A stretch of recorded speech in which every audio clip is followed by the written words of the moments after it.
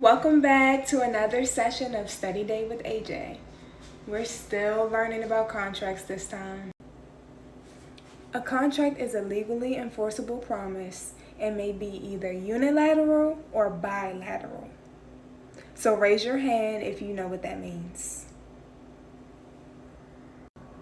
If you didn't raise your hand, it's looking like it's take note o'clock. We all know uni means one and bi means two, right? Right. A unilateral contract is a one-sided agreement, uni being the key part of the word unilateral.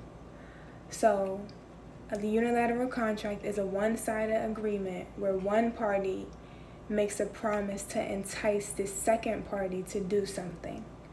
Only one party within this unilateral contract is obligated to do anything. Did that make any sense? It was a mouthful, so I can only imagine that it was an earful. And just because I know that, I'm gonna break it down and give an example. Let's say I'm selling my house, and I don't want to hire one particular realtor to work for me to sell my house, to bring me a ready, willing, and able buyer. Let's say I decide to have an open listing agreement with 3 or 4 realtors. That means out of those 3 or 4 realtors, whomever brings me a ready, willing, and able buyer gets the commission. This is a unilateral agreement because neither realtor is obligated to bring me a ready and willing buyer.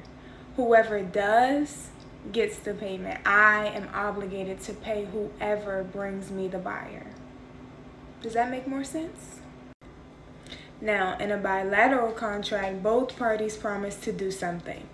A promise is given in exchange for another promise.